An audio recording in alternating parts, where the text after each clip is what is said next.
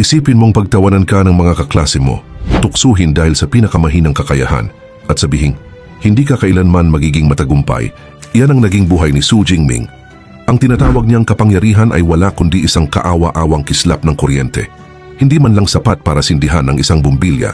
Lahat ay nagsabing siya'y itinakdang mabigo. Ngunit ang hindi nila alam sa loob niya, may nakatagong sikreto.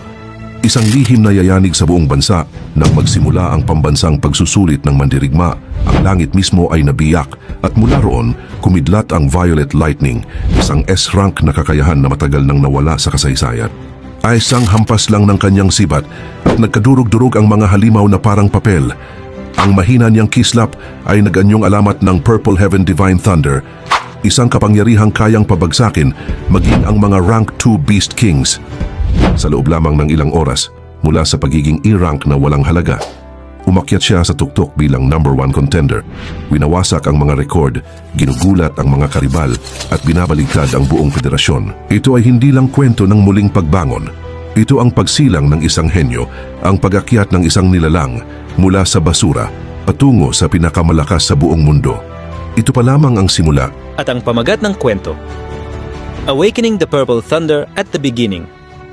Sa isang malakas at nakamamatay na hampas, agad na pinabagsak ni Su Jingming si Zhao Chunlin. Sa tindi ng kaisang kidlat bilis na pag-atake, tumilapon si Zhao Chunlin ng malayo, ang katawan duguan at wasak. Sumalpok siya sa isang batong pader at tuluyang nabasag ito dahil sa lakas ng impact. Nanlaki ang mga mata ng mga nakasaksi, lalo na ang mabait na babaeng adventurer at ang kanyang mga kasama, na tuluyang napatigil sa biglaang, marahas na pagpapamalas ng kapangyarihan. Tahimik na umalis si Su Jingming sa winasak na lugar, walang bakas ng pagkabahala sa gulong kanyang nilikha, habang kusang nagbigay daan ang mga tao sa paligid. Nagbubulungan ang mga estudyante, hindi makapaniwala sa agarang pagkatalo ni Zhao Chunlin, may nagsabi pang hindi man lang nila nakita ang mismong pag-atake, habang ang iba'y nag-aakalang delikado ang kalagayan ng bagong dating, hindi nila inasahang ganoon pala siya kalakas. Ang malinaw sa lahat, maling tao ang hinamon ni Zhao Chunlin.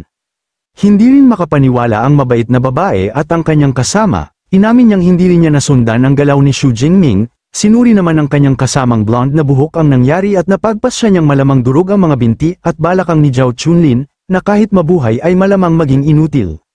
Dagdag pa niya hindi lang napakalakas ni Su Jingming, kundi napakawalang awa rin, isang tunay na estudyante ng prestihiyosong Modus Superpower University. Nang tanungin siya ng mabait na babae kung paano niya nalaman, sinabi niyang nakilala niya ang combat suit nito, isang eksklusibong gamit mula sa universidad. Humanga siya sa lakas nito at iminungkahing dapat nilang subukang kunin si Su Jingming sa kanilang grupo, dahil kulang sila ng isang attacker. Kaagad tumutol ang blonde na buhok na babae. Paalala na ng buuin nila ang kanilang pangkat, na pagkasunduan nilang puro babaeng miyembro lamang. Kaya tinukso naman siya ng iba nilang kasamahan, sinasabing interesado lang daw si Xiao Qian dahil gwapo ang lalaki, kahit aminado silang hindi rin sila tatutol kung sasama ito, namula naman si Xiao Qian dahil sa tukso. Hindi pinansin ni Su Jingming ang ingay at nagtungo sa pasukan ng kagubatan. Iniskan niya ang kanyang adventurer card at lumabas ang kumpirmasyon ng kanyang identidad, kaya binuksan ang malawak na tarangkahan papasok sa malawak at mailap na kagubatan ng Yuan Shui Wilderness Area.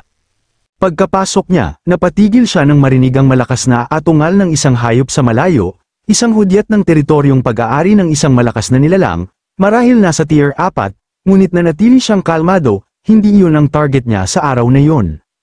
Pinagplanuhan niya ang pangangaso, naalala niyang nahahati ang Yuan Shui Wilderness sa isang guhong lungsod at isang bulubunduking gubat, na pagpasyahan niyang mas mahihina ang mga hayop sa bahagi ng lungsod, kaya yun ang perpektong lugar para mangolekta ng mga kakayahang puntos.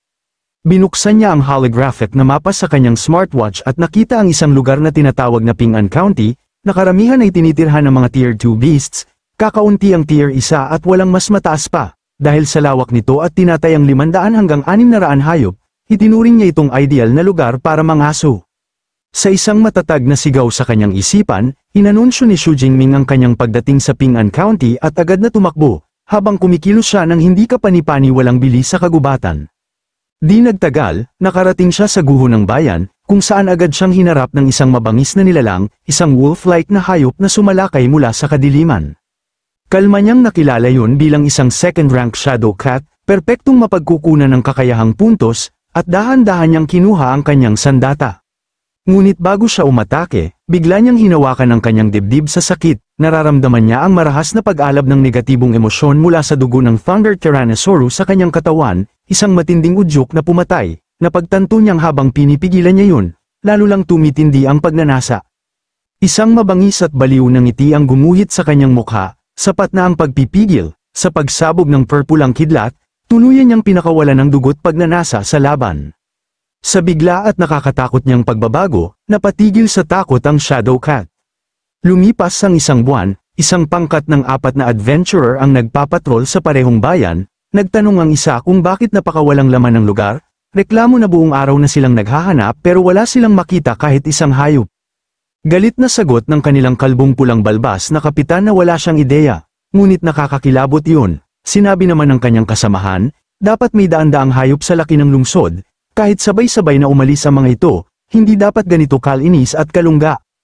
Sa wakas, nagpakita ang isang malaking halimaw, isang tiger-like arm-blade tiger, nagulat sila sa paglabas nito, ngunit natuwa at naghanda, sumigaw ang kapitan na sabay-sabay nila itong patayin.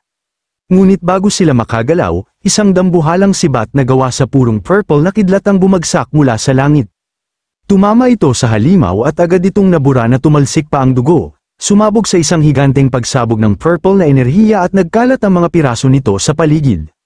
Nanatiling tulala ang mga adventurer sa biglaan at nakapanlulumong pag-atake. Isa sa kanila ang kinakabahang nagtanong kung nakakita ba sila ng bagong uri ng laser weapon, agad naman itong itinanggi ng mas may karanasang kapitan, ipinaliwanag niyang mas mabilis dapat ang laser kaysa roon, tama niyang nahinuha na ang nakakapangilabot na pag-atake ay isang napakalakas na lightning element combat technique. Mabilis na naunawaan ng kapitan ang sitwasyon, napagpas siya niyang malinaw na babala ang pag-ataking iyon, at may isang makapangyarihang individual na ang nag-angkin sa buong county bilang teritoryo nito, agad niyang inutusan ang kanyang pangkat na umalis. Nagmadaling sumunod ang mga tauhan niya, isa'y nanginginig pang sinabing nakakatakot ang lightning spear, habang ang isa na may ngayon lang naintindihan kung bakit wala silang mahanap na kahit anong hayop, lahat ay nalipol ng gumagamit ng napakalakas na kidlat, pasiga silang pinagmamadali ng kapitan, takot na baka magalit ang misteryosong malakas na nilalang kung magtatagal pa sila.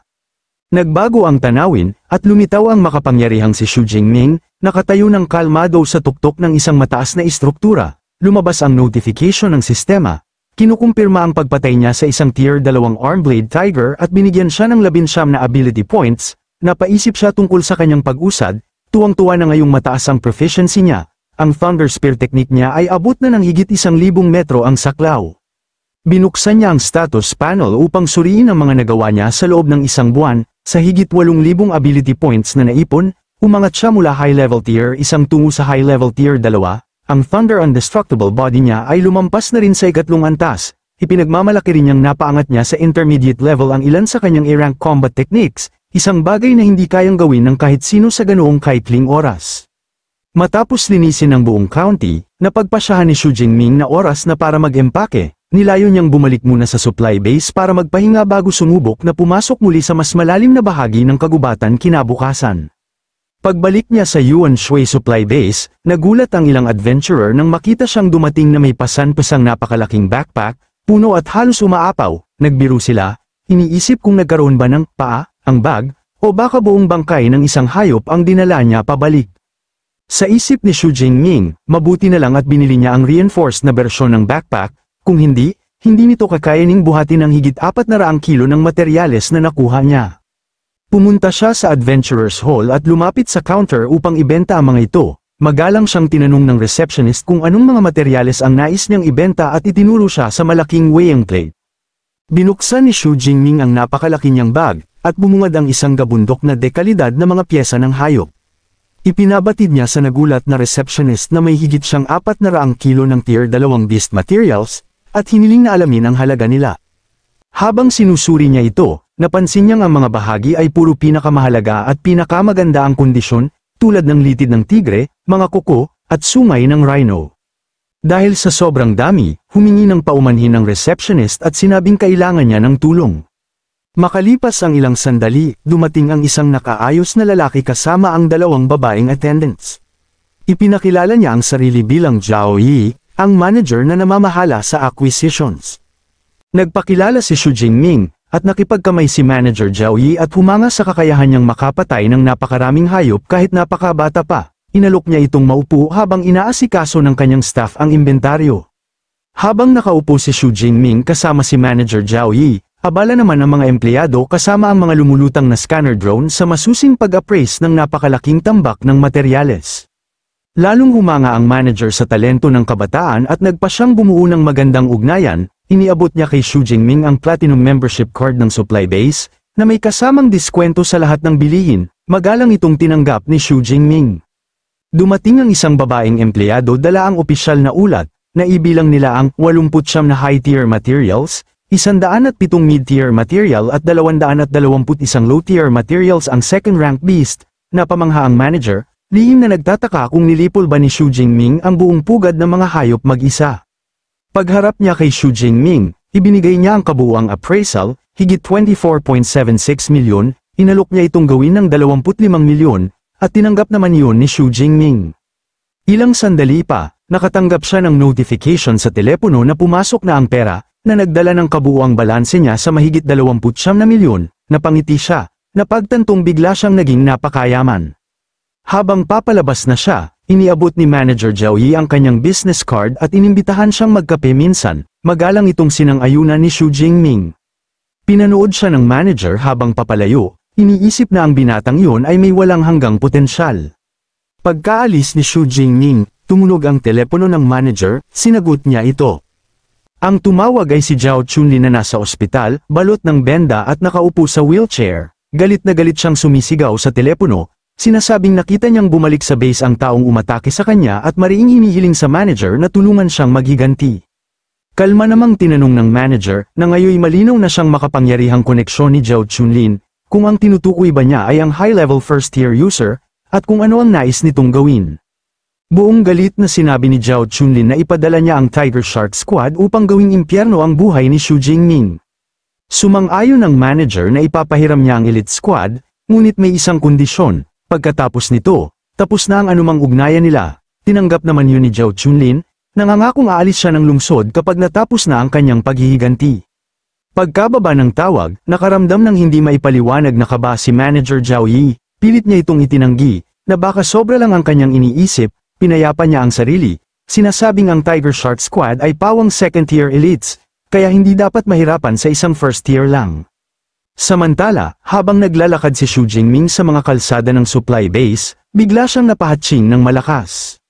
Hinimas niya ang ilong at nagtanong sa sarili kung may nagchichismis ba tungkol sa kanya.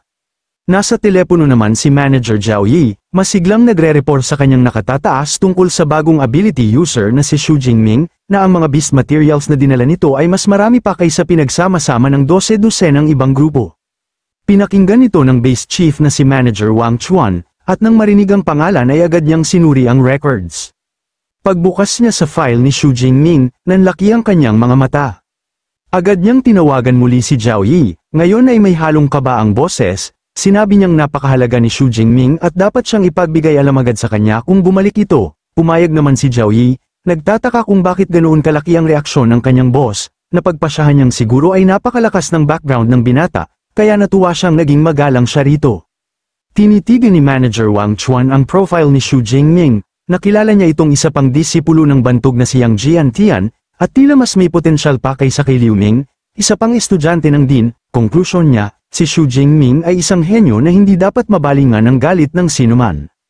Ilang sandali pa, naglalakad si Xu Jingming sa commercial district ng base, napansin niyang may tindahang nagbebenta ng spatial storage rings, ngunit nadismaya nang makitang maging ang pinakamurang modelo na kasing laki lang ng isang melita ay nagkakahalaga ng higit 10 milyon.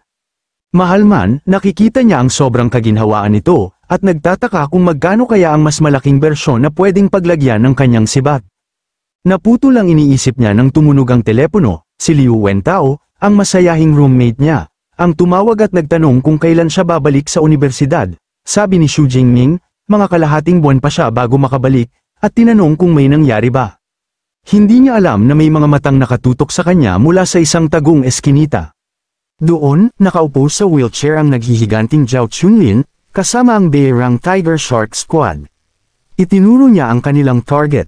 Iniutos niya na basagin ang mga kamay at paa ni Xu Jingming, saka dalhin ito sa kanya.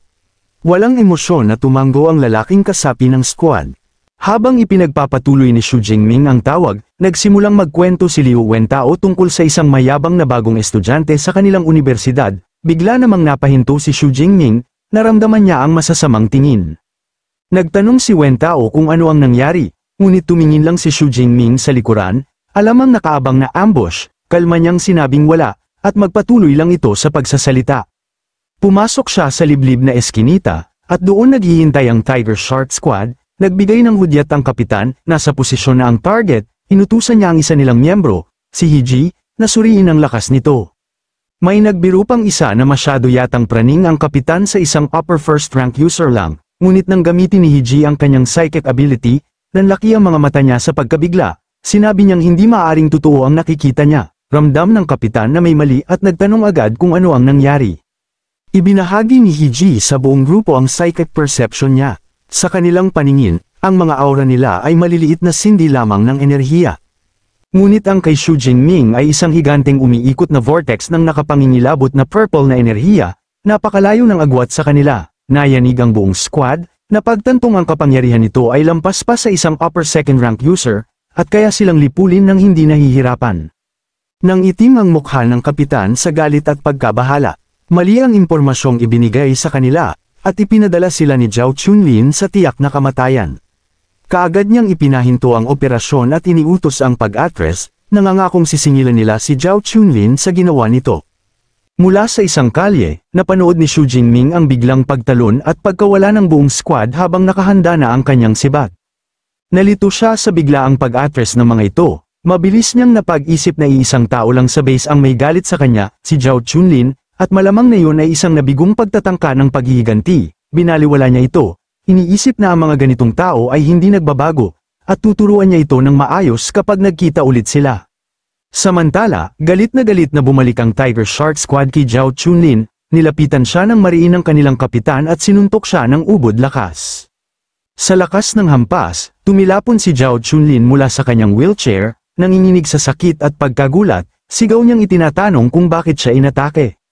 Tumingin ang pinuno ng may paghamak habang sumisigaw na ang maling impormasyon ni Zhao Chunlin ay isang bitag na tiyak na kamatayan. Ibinunyag niya ang nakakagulat na katotohanan, ang target nila ay hindi isang upper first rank user, kundi isang makapangyarihang upper second rank. Napatulala si Zhao Chunlin, hindi maunawaan kung paano naging ganoon kalakas si Xu Jingming sa loob lamang ng mahigit isang buwan. Malamig ang mukha ng pinuno at may halong pagkasuklam nang ipahayag niyang wala na siyang pakialam, tinatapos niya ang kanilang misyon. Naiwan si Zhao Chunlin na wasak at nakadapa sa lupa habang umaalis ang kanyang team. Nagulat ang Tiger Shark Squad leader kay Manager Zhao Yi, na nagulat sa mabilis nilang pagbabalik, agad namang sinabi ng squad leader na itinigil nila ang misyon. Paliwanag niya na mali ang intel ni Zhao Chunlin, ang target ay isang upper second rank user, agad niya itong itinama, mas malala pa, ayon sa scanner, ang combat strength ng target ay hindi bababa sa third rank, kaya sila umatras. Nagngingit-ngit si Manager Zhao Yi, hindi mo ari kung paano nagkamali ng ganoon kalaki si Zhao Chunlin. Dahan-daang sumisiksik ang kaba sa kanyang dibdib kaya tinanong niya ang pangalan ng target, sagot ng pinuno, paglalarawan lang ang ibinigay ni Zhao Chunlin, isang matipuno at maskuladong lalaking humigit kumulang 1.9 metro ang taas at may dalang mahabang sibat. Nang tumugma ang paglalarawan, namutla ang mukha ni Manager Zhao Yi nang matanto kung sino ang kanilang tinangkang target. Lumipat ang eksena sa opisina ni Manager Wang Chuan, kung saan malakas niyang sinampal ang mesa hanggang magliparan ang mga libro. Sinigawan niya si Zhao Yi, tinatanong kung saan siya kumuha ng lakas ng loob para tambangan si Xu Jingming. Nanginginig na paliwanag ni Zhao Yi, bata pa naman daw ito at upper second rank lang, kaya bakit ganoon kalakas ang reaksyon? Tinawag siyang hangal ni Manager Wang Chuan, ipinalabas niya ang mga record ni Xu Jingming mula sa drone, habang binabasa niya. Unti-unting lumilitaw ang nakakatakot na katotohanan, si Xu Jingming ay 18 taong gulang na upper second rank user, nangungunang iskolar ng Jiangnan Province, at freshman ng Modu Superpower University, ngunit ang pinakamatindi sa lahat, ang kanyang mentor ay ang alamat na si Yang Zhentian. Dahil sa nalaman ni Manager Zhao Yi, bakas sa kanyang mukha ang pagkabahala na isa itong malaking problema, matigas na tanong ni Manager Wang Chuan kung nauunawaan na ba niya ngayon. Ipinaliwanag niyang ang isang maestro tulad ni Yang Zhentian ay kayang durugin ang buong base at hindi ito papansinin ng estado. Nangangatog dahil sa takot, yumuko si Manager Zhao Yi at nangakong aayusin ang sitwasyon. Sa utos ni Manager Wang, 2 gwardya ang nagdala kay Zhao Chunlin, bagbog at hindi na halos makatayo, naghahabol ng hininga na nakikiusap ang natatakot na mga ngalakal para sa kanyang buhay. Ngunit malamig ang tingin ni Manager Zhao Yi, sinabi niyang hindi sapat ang simpleng pambubugbog, ang utak ng kaguluhan ay dapat at tuluyang mawala. At sa isang iglap, winasak niya ang ulo ni Zhao Chunlin, pinatay ito kaagad. Ngunit hindi pa rin kontento ang chief manager sa kanyang ginawa at kahit nakikiusap na ito, tinanong niya si Zhao Yi kung tingin ba niya ay sapat na yun upang mapatahimik si Xu Jingming. Sa malamig na tono, sinabi niyang kahit pinagbigyan niya ang mga ilegal na gawain nito sa nakaraang taon, ang pagkakamaling ito ay hindi niya kayang palampasin. Ipinahayag niyang lahat ng sangkot, kabilang ang Tiger Shark Squad, ay dapat mabigyan ng mabigat na parusa upang walang kumalat na chismis. Walang nagawa si Zhao Yi kundi manlumo at manood. Nagpalit ang eksena sa harapan ng Adventurers Hall, kung saan nakahanay ang buong mataas na pamunuan ng base. Maraming nakamasid, kabilang ang grupo ni na Xiao Chen, napansin nila si Manager Wang Chuan sa unahan, kasama ang lahat ng department heads, hinuha nila na ang ganitong paghahanda ay para lamang sa isang napakahalagang tao.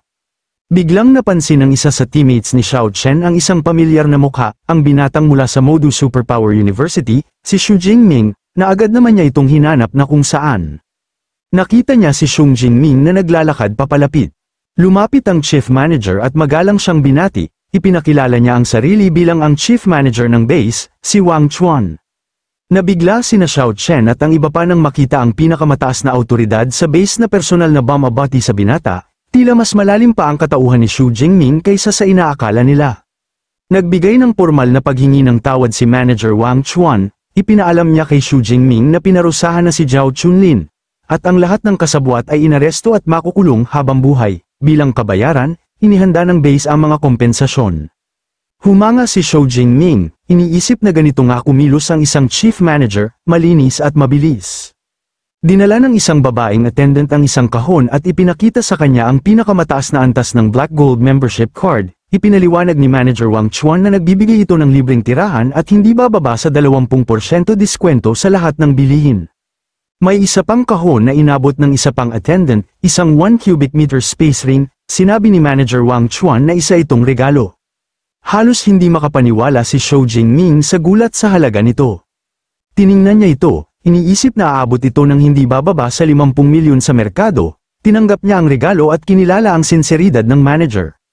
Pinuri siya ni Manager Wang Chuan, na ang tapang na dala niya ay sadyang inaasahan mula sa isang estudyante ni Yang Jian Tian. Binanggit niya na ang nakatatandang disipulo ni Xu Jingming, si Liu Ming, ay minsan ding nagsanay sa base. Bago umalis si Xu Jingming, tiniyak ni Manager Wang Chuan na kung sakaling magkaroon siya ng problema sa lungsod, dapat lang siyang makipag-ugnayan dahil malawak ang kanyang impluensya. Alam ni Xu Jingming na ang espesyal na pagtrato sa kanya ay bunga lamang ng napakalakas na suporta ng kanyang master. Paglaon, sa marangyang kwarto na kasama sa bago niyang Black Gold membership, sa wakas ay nakapagpahinga si Xu Jingming, pagkatapos ng isang buwang walang tigil na pagsasanay, malaki ang kanyang pasasalamat na makapag-relax. Nagpasya siyang gamitin ang space ring, habang naalala niya ang mga sinabi ni Manager Wang Chuan. Naisip niya na yun ang tunay na lakas ng kanilang background, kung isa lamang itong ordinaryong nakataas na pangalawang ranggong henyo, siguradong hindi sila makakatanggap ng ganitong uri ng treatment. Pumikit siya at sinimulan niya itong gamitin, isang proseso na nangangailangan ng pag-iiwan ng espiritual na marka, dahil sa lakas ng kanyang spiritual power na higit pa sa karaniwang gumagamit sa kanyang antas, mabilis niya itong natapos. Pagkatapos niyang gamitin ito, nadiskubre niyang kaya niyang kumuha ng gamit sa isang isip lamang, at maiimbak ang mga ito sa isang simpleng pagdampi, bagamat hindi ito kayang maglaman ng buhay na nilalang, napakakonbinyente pa rin ito. Napaupo siya sa kanyang sofa, at naputol ang kanyang pahinga nang tumawag ang kanyang master, si Yang Jian Tian. Ipinabatid ni Xu Jingming na kakabalik lang niya mula sa wilderness at may mahalaga siyang airy report. Nang mabalitaan ng master na may nagpadalang mga mercenaryo para paslangin ang kanyang disipulo, nag-alab ang galit nito. Pasigan niyang sinabi na napakababaw ng kapalit na space ring para sa isang pagtatangkang pagpatay, at nagbanta pa na wawasakin niya ang buong base kung may nangyari kay Xu Jingming, na bahala naman si Xu Jingming habang nakikinig.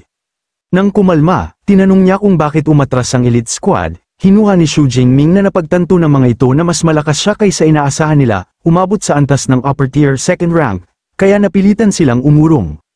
Napatulala si Yang Jian sa kanyang narinig, hindi makapaniwala, halos pasiga niyang sinabi sa telepono na nakakamit na ni Xu Jingming ang ganoong lakas sa loob lamang ng isang buwan. Ngunit agad na napalitan ang pagkagulat ng masiglang pagtawa, purong ipinagmamalaki niya ang bilis ng pag-unlad ni Xu Jingming, sinabi pa niyang mas mabilis pa ito kaysa noong kabataan niya. Agad niyang tinanong kung kailan uuwi ang disipulo para makapagsaya sila. Sinabi ni Xu Jingming na babalik siya bago magsimula ang semestre dahil balak pa niyang tuklasin ang mas mapanganib na mga lugar.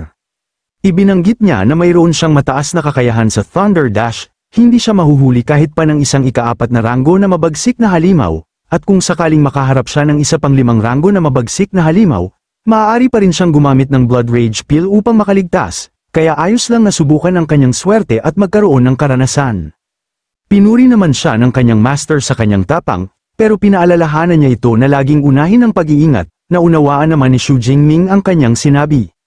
Pagkatapos ng tawag, hindi pa rin maalis ang ngiti sa mukha ni Yang Jian. Ayon sa mayordomong si Uncle Fu, matagal na simula nang makita niya itong ganoon kasaya, hindi maitago ng din ang paghanga sa nakamamanghang bilis ng pag-unlad ni Xu Jingming. Naisip niyang ang mga life and death situations na para sa iba ay hirap, ay tila nagiging parang cheat device, para sa napaka-talented niyang disipulo, pinapabilis ang pag-unlad nito nang hindi ka panipaniwala. Ayon sa kanyang plano, nagtungo si Xu Jingming sa Forest Mountain Range, isang mas advanced na bahagi ng kagubatan, habang naglalakad, umaalingaw ang mga atungal ng mababangis na halimaw. Napansin niyang mas mayaman sa resources ang lugar na ito kumpara sa winasak na lungsod na nilinis niya.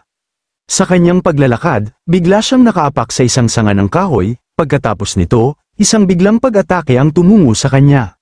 Sa napakabilis na reaksyon, naiwasan yun ni Xu Jingming ang biglaang pag-atake, dumaan ang mga pag-atake at pumuputol sa mga puno. Nagpakita ang umatake, isang malaki at mabangis na Gale Terror Wolf, kalmado niya itong pinag-aralan, batid niyang karamihan sa third-rank beasts ay may espesyal na kakayahan, nakita niyang ang lobo ay isang wind element creature. Marahil nasa mid-tier 3rd rank, naisip niya kung ilang ability points ang makukuha niya kung mapatay niya ito. Habang naghahanda siyang labanan ng halimaw, naramdaman niyang may paparating na grupo, si Jiang Chushan, isang sikat na streamer, kasama ang kanyang mga bodyguard at cameraman, tinuro ng isa sa mga tauhan ng Gale Terror Wolf, sinasabing napakagandang pagkakataon nito para talunin ni Miss Jiang sa harap ng camera. Inutusan ng team leader ang tauhan na harangan ang lobo para sila ang makakuha. Naisip ni Xu Jingming maliban kay Jiang Chushan, ang iba ay nasa 3rd rank, kaya naisip niya kung sinusubukan ba nilang agawin ang halimaw sa kanya, na bagay na labag sa wilderness rules kung saan ang unang nakakita ang may karapatan. Ngunit agad itong tinutulan ni Jiang Chushan, ayaw niya kunin ang prey ng iba para lang sa content, sinubukan siyang kumbinsihin ng leader na gawin itong heroic rescue, ngunit hindi siya nadala. Sinabi niyang hindi niya kailangan ng peking papuri at halatang kayang-kaya ni Xu Jingming ang sitwasyon. Sumunod ang team leader, kahit halatang hindi sang-ayon, at sinabihan siya ng kanyang kasamahan kung hindi siya nasisihan maghanap na lang sila ng mabagsik na hayop. Tinignan sila ni Xu Jingming habang umaalis at naisip na nakakagulat na mabuti pala ang ugali ni Jiang Chushan para sa isang online celebrity. Napansin niya ang leader ng koponan kanina, nagpapakita ito ng mapanganib na ekspresyon. Mukhang hindi pa ganap na nakokontrol ang kanyang grupo, iwinaksi niya ang kaisipan at nagbalik sa laban. Inis na inis ang Gale Terror Wolf na hindi umatras si Xu Jingming, mabilis itong sumugod, pero madali lang itong naiwasan ni Xu Jingming, binanggit niya na naramdaman niya ang presensya ng isang hayop na 3rd rank na gumagamit ng kakayahan, mukhang mahiyain ito sa una, pero kapag umalis siya, seryosong sumasalakay. Sinabihan pa niya ito na mayabang dahil hindi siya tinitingnan ng hayop. Ibinuhos niya ang kanyang lightning power sa sibat at buong lakas na ibinagsak ang dulo nito, tumatama ng diretso sa bungo ng halimaw. Bumagsak ang halimaw at lumitaw ang system notification na nagkumpirmang siya ang nakapatay, na naggawad sa kanya ng 34 na ability points. Napangiti si Xu Jingming, iniisip na sulit ang higit 30 puntos mula sa isang 3rd rank beast, may bahagyang ngiti, inasam niya ang huling 10 araw ng kanyang ekspedisyon. Desidido siyang pumatay pa ng mas maraming halimaw. Makaraan ang 7 araw, nagpatuloy ang pangangaso ni Xu Jingming, natagpuan niya ang isang grupo ng malalaking halimaw na kahawig ng unggoy, nabigla sila sa matinding liwanag mula sa langit, pinakawalan niya ang isang makapangyarihang wide-range technique, isang dambuhalang sibat na yari sa purong enerhiya, na bumagsak ito mula sa himpapawid at tumama sa lupa, lumikha ng isang malakas na pagsabog. Nag-iwan ito ng malaking pagkawasak sa mga hayop, at sa gitna nito ay ang lider ng halimaw, sugatan ngunit buhay pa.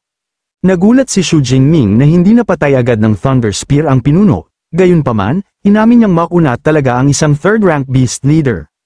May nagbabantang tingin at kumikislap na lilang kidlat sa katawan, nagpasya siyang huwag nang mag-aksaya ng oras sa mga mas mahihinang halimaw. Sumugod siya, ang katawan ay balot ng kidlat, gumagalaw ng parang kidlat, at tinatapos niya sila isa-isa gamit ang kanyang sibat. Nang maubos ang mga ito, matagumpay na natapos ni Xu Jingming ang pangangaso sa lugar na iyon. Sinilip niya ang kanyang system panel at napangiti nang makita ang mahigit 3,000 ability points, sapat na para matutunan ng S-rank combat techniques na matagal niyang inaasam. Handa na sana siyang umalis nang biglang tumunog ang kanyang smartwatch, lumalabas ang holographic distress signal. Sa ibang lugar, desperadong tumatakbo si Jiang Chushen sa gitna ng kagubatan, tumatalon sa mga puno para makalayo. Hinahabol siya ng isang dambuhalang mabangis na halimaw na parang dragon na may matitigas na kaliskis. Sa gitna ng kanyang takot, naisip niya kung paano nagkawatak-watak ang kanyang team matapos silang lusubin ng isang napakalakas na 4th-rank beast. Sa kaguluhan, nalagay siya sa isang panganib, isang low-tier 3rd-rank ground-digging dragon. Alam niyang lahat ng halimaw na may dugong dragon ay napakabangis, bilang isang mid-tier 2nd-rank user, imposible para sa kanya ang manalo, kahit gumamit pa siya ng power boosting pill. Ang tanging pag-asa niya ay may superpowered person na makakita sa distress signal at tumulong. Lalong lumala ang sitwasyon nang makatakas siya mula sa siksik na gubat at mapadpad sa isang malawak na damuhan at walang mga takip, tiyak na aabutan siya ng halimaw. At ganoon nga, kaagad siyang naabutan ng halimaw na kanyang ikinabahala.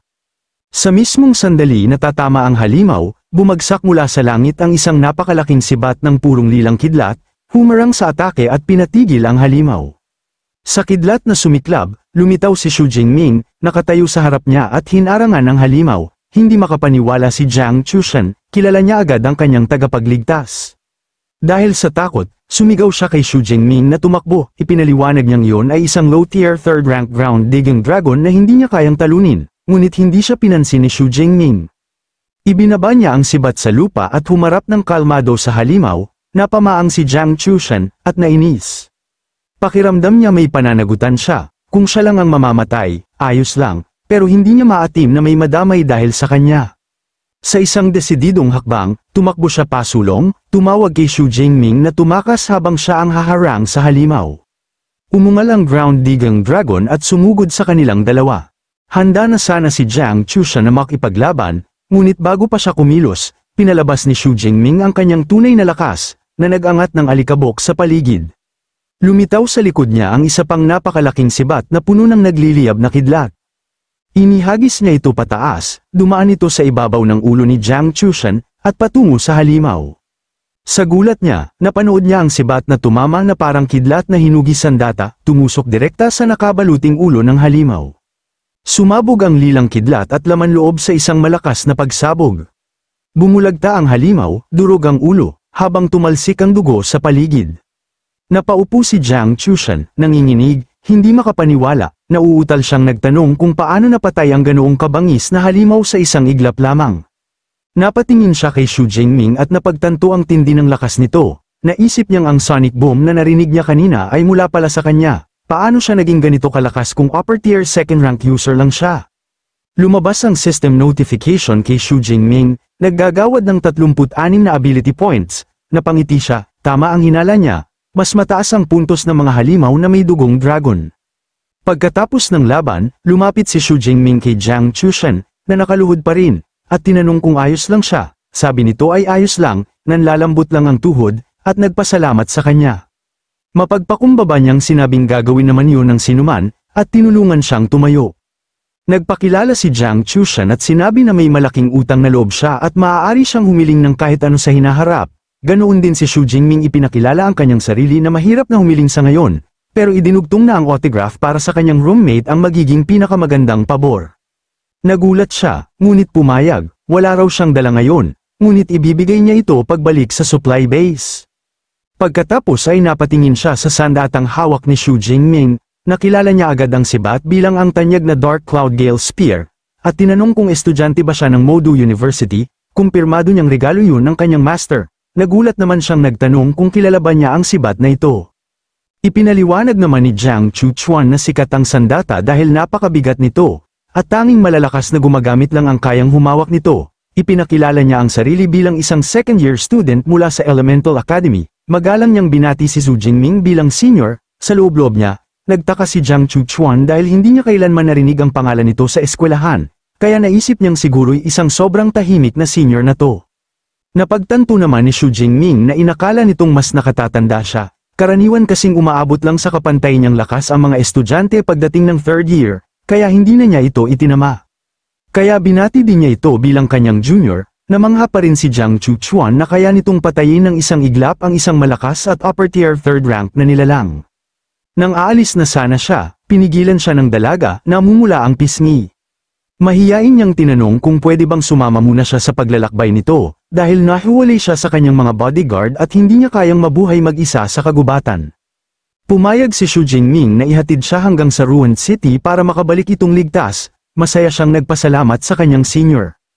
Habang naglalakad, iminungkahi ni Jiang Chuchuan na tingnan nila ang lungga ng halimaw para sa anumang mahalagang bagay. Yun ang dahilan kung bakit siya inatake. Sumang-ayon si Su Jingming na sulit itong silipin. Habang papunta roon, nagtanong si Jiang Chuchuan na kung saang academy siya nag-aaral. Nang sabihin niyang mula siya sa Weaponry Academy, nabanggit ng dalaga na kilala niya ang kanilang dean, si Yang Jiantian, na may napakatapang na bansag. Kalma namang sinabi ni Su Jingming na iyon ang kanyang master.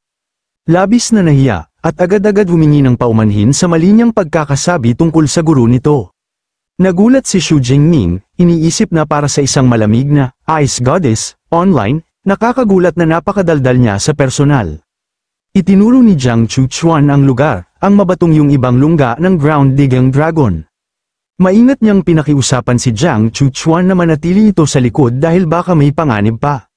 Sumunod naman siya, habang nangunguna si Su Jingming hawak ang sibat na kumikidlat ang enerhiya.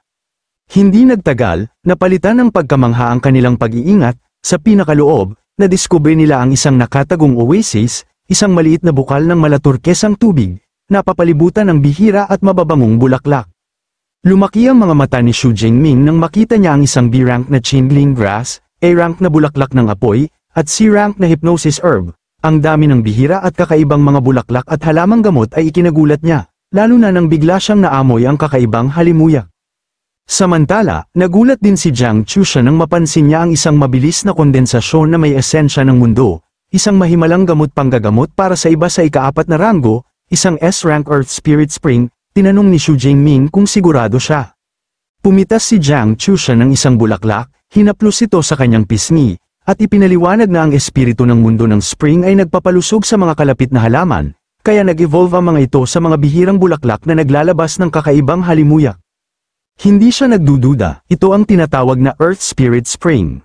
Namangha si Su Jingming, hindi niya inaasahan na mayroon si Jiang Chuchuan ng ganitong kalalim na kaalaman tungkol sa bihirang mga materyales. Idinagdag ni Jiang Chuchuan na nakapasa siya sa Level 2 Pharmacist Certification sa kanilang paaralan. Hindi makapaniwala si Su Jingming na isang scholar siya at may sertipiko sa antas 2, dahil napakahirap itong makuha. Matapos suriin ang natagpuan nila, tinayang may sapat na tubig ang bukal para gumawa ng 5 bahagi ng S-grade healing liquid, bilang pasasalamat sa pagligtas ng kanyang buhay, buong puso niyang inalok ang Earth Spirit Spring Water. Ngunit iminungkahi ni Su Jingming na ibibigay niya ang 4 na bahagi para sa kanya at 1 para sa sarili niya, at pantay na hahatiin ng mga halamang gamot. Masaya at lubos na nagpasalamat si Jiang Chuchuan. Habang abala sila sa paghahati ng mga yaman, dumating ang kanyang mga bodyguard sa pasukan ng kuweba. Nagduda ang isa, nagtatanong sa kanyang kapitan kung posible bang may mahalaga sa isang kuweba na walang halimaw. Napansin naman ng dalawa ang kanilang pagdating. Sinabi ng kanyang kasamahan, ipinapakita sa lugar may mga bakas na ito nga ang lungga ng isang third rank. Dagdag pa ng kapitan na ito ay isang ground digging dragon, at karaniwan, may mga kayamanang natatago sa mga dragon nests.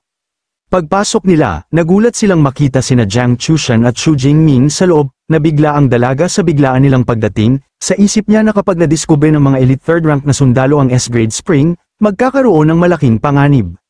Nakangiti, sinabi ng leader na hinanap nila ito sa lahat ng lugar, at hindi niya inakalang dito niya ito matatagpuan. Napansin naman ng isa niyang kasamahan na ang lalaking katabi ni Miss Jiang ay siya ring lalaking nakita nila kanina.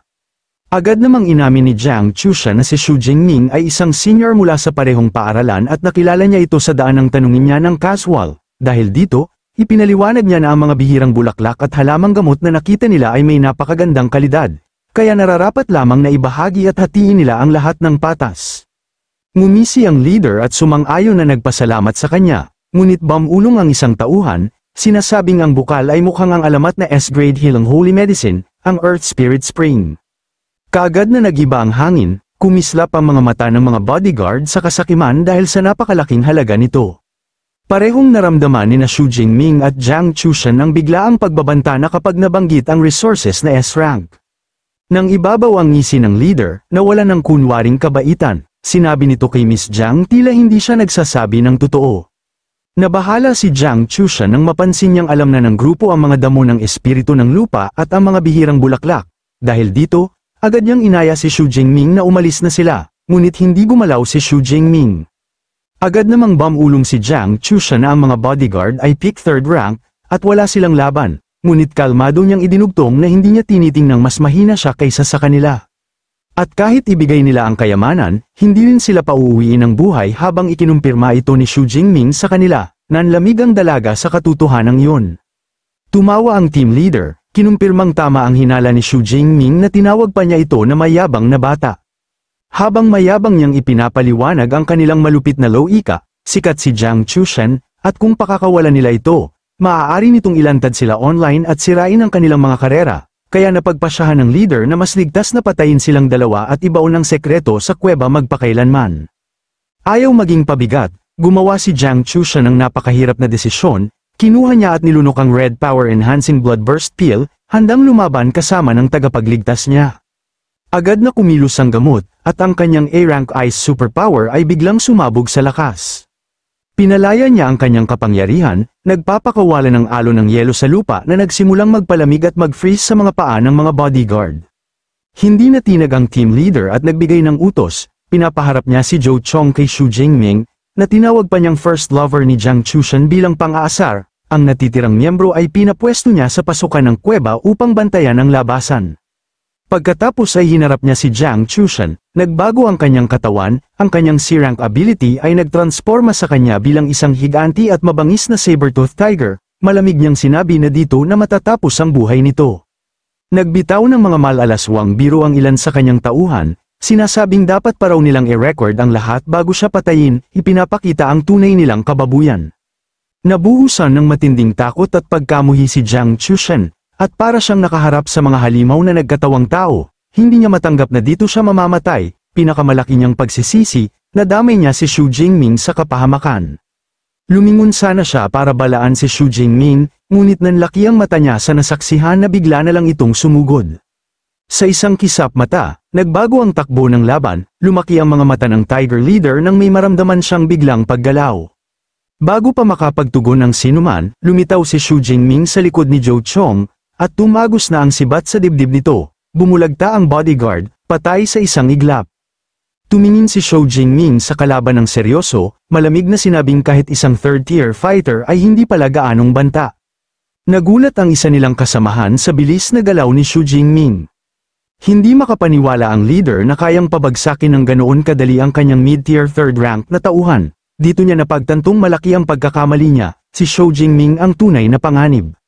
Galit na galit siyang umatake, hinampas ang kanyang higanteng palakol gamit ang isang mapaminsalang Tiger Roar Slash. Ngunit magaan na naiiwasan yun ni Xu Jingming, ang kanyang katawan ay parang aninong bumabalot sa Purple Lightning. Habang umiilag, sinusuri niya ang lakas ng kalaban, napagpasyahan niyang ang peak 3rd tier captain ay mas malakas sa raw power, kaya hindi na siya maaaring magpigil. Nalito ang Tiger Leader at ang kanyang mga tauhan sa ipinakitang lakas ni Xu Jingming, napagtanto nitong mas matindi ang kalaban kaysa inaasahan niya. Kaya nagpasya si Xu Jingming na hindi na magtago, pinalaya niya ang nakatagong kapangyarihan, ang kanyang Thunder Extreme Mode, isang napakalakas at marahas na bugso ng purong Purple Lightning ang sumabog mula sa kanyang katawan, pinunit ang suot niyang damit at ibinunyag ang bago nitong mas matipuno at mas malaking katawan. Napatigil si Jiang Chushan, gulat at manghang-mangha, may halong pag-aalala sa kanyang mukha. Nagulat pati ang Tiger Leader sa biglaang pagbabago, nakatitig sa umiikot na madilim na enerhiya, ano nga bang klaseng halimaw si Xu Jingming? Nagiba ng husto ang anyo ni Xu Jingming, tuminingkad ang mga mata, kumislap na bughaw na may pahabang balintataw, at dalawang malaking demonyong sungay ang tumubo sa kanyang ulo. Ramdam niya ang rumaragasang lakas, at namangha siya dito. Pagkaraan ng ilang sandaling pagkagulat, binaliwala yun ng leader, iniisip na baka special mode lang na nakakatakot, bumalik ang kumpiyansa niya at naghanda siyang umatake muli. Nagulat ang leader nang biglang umatake si Xu Jingming nang napakabilis, agad niyang ginamit ang combat skill na Lightning Gale Slash, habang sinalubong naman ito ng leader gamit ang kanyang combat skill na Flying Tiger Stone, mayabang niyang sinabi na walang silbi ang pagsisikap ni Xu Jingming, anumang atake na nasa ibaba ng tier 4 na ay hindi kayang bumutes sa proteksyong ibinibigay ng kanyang armor. Ngunit nagkamali siya ng malala, tumama ang Lightning Gale Slash ni Xu Jingming sa sandata nito, at napakalakas ng epekto kaya nabiyak ang matigas na armor. Tumilapon ang napakalaking Tiger Man dahil sa isang matinding puwersa na tumama sa kanya. Nakatayo ng matatag si Xu Jingming sa kanyang nagbagong anyo, at mariing sinabi na ang katawan niya ngayon ay 3 hanggang 4 na beses mas malakas, lakas na hindi kinayang salagin kahit ng balat hayop ng leader. Hindi pa tapos ang laban, lumusab ang isa pang bodyguard, hinampas siya gamit ang B-rank skill na Flame Claw. Kahit nag-transform, kontrolado pa rin ni Xu Jingming ang sitwasyon, madali niyang hinarang ang apoy gamit ang sariling kidlat. Napatulala ang bodyguard, hindi masukat kung paano napigilan ng mas mababang rank ang kanyang advanced na technique, napatanong siya sa kanyang sarili kung anong klaseng halimaw siya. Nakatayo si Xu Jingming sa ibabaw ng unang kalaban, kinilala niya ang tibay nito, karapat-dapat sa isang peak 3rd tier, ngunit sinabi niyang tatapusin niya ito sa isang huling hampas. Nagmamakaawa ang leader na huwag siyang patayin, inaalok kay Xu Jingming ang Earth Spirit Spring at lahat ng ipon niya, ngunit malamig itong tinanggihan ni Xu Jingming, sinabing huli na para humingi ng awa. Pinanood ni Jiang Chusha ng lahat habang nanginginig ang isipan sa hindi makapaniwalang pangyayari, naalala niyang ang team na inupahan niya, na sobrang mahal at may kapitang sinasabing walang talo, ay lubusang pinulbos lamang. Hindi pa siya nakarinig ng kahit sinong estudyante mula sa kanilang universidad na may ganoong kalakas na record, kaya napapaisip siya kung baka S-rank pa ang kakayahan nito. Nang natalo na ang iba, ibinaling ni Xu Jingming ang kanyang atensyon sa natitirang mga bodyguard, sa kanyang nagbagong anyo, ramdam niya ang marahas at dagwang pag-uudyok na nagmumula sa dugo ng Thunder Tyrannosaurus na muling naglalabasan, kaya nakakatakot niyang sinabi sa dalawa na sila naman ang susunod, nang inig ang dalawang lalaki sa takot at tinawag siyang demonyo. Tinawanan sila ni Xu Jingming at sinabing kumpara sa mga mamamatay taong tulad nila, mas tao pa siya. Nang mapagtanto nilang hindi nila ito kaya, nagpa siya ang mga natira na gumawa ng huling pagsalakay, sa utos ng kanilang pinuno, sabay-sabay nilang ininom ang kani-kanilang bloodburst pill, handang makipaglaban hanggang kamatayan. Mabilis at malupit ang sumunod na labanan, naglaho ang eksena at lumitaw ang kinalabasan, si Xu Jingming, bumalik na sa normal na anyo ngunit walang suot pang itaas, nakatayo bilang nagwagi sa gitna ng mga bangkay ng buong pangkat. Gayunman, matindi ang naging kapalit ng paggamit niya ng Thunder Extreme Mode, nakahawak siya sa isang malaking bato, hinihingal at lubos na pagod, napaisip siyang napakalakas nga ng kanyang anyo, ngunit sobra rin ang konsumo ng enerhiya nito, lampas 10 minuto niya itong ginamit, ngunit pakiramdam niya ay mas nakakapagod pa yun kaysa sa ilang oras na pakikipaglaban. Pagkatapos ng matinding bakbakan, mabilis na lumapit ang nag-aalalang si Jiang Chushan at tinanong si Xu Jingming kung ayos lang siya. Sinabi niyang nasa mabuti siyang kalagayan at iminungkahing kunin muna nila ang mahalagang tubig bukal at mga halamang gamot bago magpahinga. Sa tabi ng malinaw na bukal, nagpasalamat si Jiang Chushan na hindi nadumihan ng madugong laban ang mahalagang pinagkukunan. Maingat nilang pinuno ang ilang bote ng makapangyarihang tubig mula sa Earth Spirit Spring. Pagkatapos, napansin ni Xu Jingming na mas marami pa silang nakuha kaysa sa inaasahan, ibinigay niya ang 1.5 bote kay Jiang Chushan bilang bahagi nito. At sinabi niyang karapat-dapat siya dahil nakipaglaban din siya. Labis itong ikinatuwa ng dalaga at buong siglang nagpasalamat. Ngunit naputol ang sandali nilang paghinga, nang subukan sanang tumayo ni Jiang Chushan, bigla na lamang nang hina at lamambat ang kanyang mga paa. Napasigaw siya habang bumagsak siya at napasubsob kay Xu Jingming, napagtanto niya na tumama na ang matinding side effect ng bloodburst pill na kanyang ininom. Dahil dito bumagsak ang dalawang melon ni Jiang Chushan sa mga hita ni Xu Jingming na kanyang ikinagulat. Hindi siya makagalaw dahil siya ay nanghihina, hindi makagamit ng enerhiya, at hirap pang makuha ang damit sa kanyang space ring. Nangangatog at namumula ang mukha, labis siyang nahiya at nag-aalala na baka masama ang tingin nito sa kanya. Nakita ni Xu Jingming ang kalagayan niya at sinabing malakas talaga ang side effect ng pill, kaya dadalhin niya ito sa isang lugar para makapagpahinga. Hindi na niya hinintay ang sagot ng dalaga, agad niya itong binuhat, nabigla at natulala si Jiang Chushan, mabilis ang tibok ng puso at iniisip kung dahil ba yun sa unang beses niyang mapalapit ng ganoon sa isang lalaki. Dinala siya ni Xu Jingming sa isang maliit at madamong espasyo, at maingat siyang inilapag doon. Sinabi niyang magpahinga muna ito habang kukunin niya ang natitira pang mga halamang gamot. Bago siya umalis, ibinigay niya ang sarili niyang itim na damit at iniabot ito sa dalaga upang may maipangtakip. Tinanggap yun ni Jiang Chushan habang iniisip kung gaano siya kabait at maalalahanin. Habang nagpapahinga si Jiang Chushan, binalika ni Xu Jingming ang mga natalong bodyguard. Kinuha niya ang space ring ng isa at sinuri ang laman, kaunting pera, ilang materyales ng hayop, mga halamang gamot at isang C-grade na combat technique. Nabigo siya dahil mahina ang nakuhang kagamitan mula sa elite team. Habang hawak ang dalawang ring, napaisip siyang sana ay mapalitan ang mga iyon ng mas malaking ring, dahil napakahirap dalhin ang kanyang mahabang sibat. Habang may ginagawa si Xu Jingming, tinawag siya ni Jiang Chushan, ipinaliwanag niyang makakatulong sa kanyang panghihina ang Earth Spirit Spring, at mahina ngunit nahihiyang umiling kung maaari siyang makahigop. Binuksan ni Xu Jingming ang isang vial at pinainom siya, agad siyang napabuntong hininga nang maramdaman ang mabilis na pagbalik ng lakas. Sinabi ni Jiang Chushan na mas gumana na ang pakiramdam niya, bagamat tinatayang aabutin pa siya ng 3 hanggang 4 na oras bago tuluyang makabawi. Namangha siya sa kahusayan ng S-grade na Earth Spirit Spring na kayang bawasan ang epekto ng pill. Naisip ni Xu Jingming na pagsapit ng ilang oras ay gagabi na. Para sa kanilang kaligtasan, iminungkahi niya na magpalipas sila ng gabi sa kuweba. Ang ideya ng pagtigil mag-isa kasama ang isang lalaki sa isang madilim na kuweba ay agad na nagpatulala at nagpagulo ng isip ni Jiang Chushan. Nang tanungin siya ni Xu Jingming kung ano sa palagay niya, namula siyang tumango at sinabing susunod siya sa nais nito.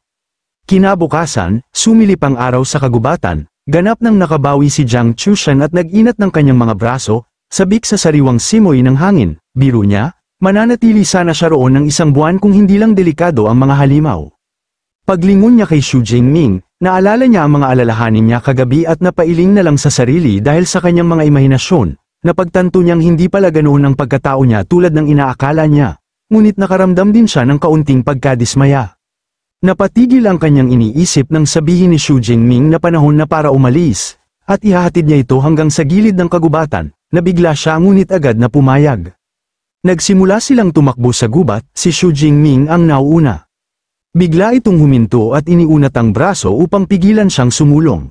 Ilang saglit pa, isang napakalaking nilalang na nagliliyab ang tumalon sa ibabaw nila. Napatingala si Jiang Chushan, nangangatog sa takot, isang makapangyarihang 5th-tier blazing tiger iyon. Lumapag ang dambuhalang hayop sa malayo at nagpatuloy sa pagtakbo. Sumilip si Xu Jingming mula sa likod ng puno at naisip kung hindi kaya sila napansin ng tigre, ngunit napansin ni Jiang Chushan ang takot ng hayop at sinabi niyang mukhang may tinatakasan ito para sa kanyang buhay.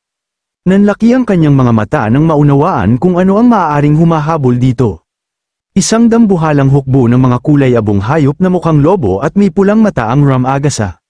Mahinang paliwanag ni Jiang Chushan na iron-toothed rats ang mga yon, bagamat first tier lang sila.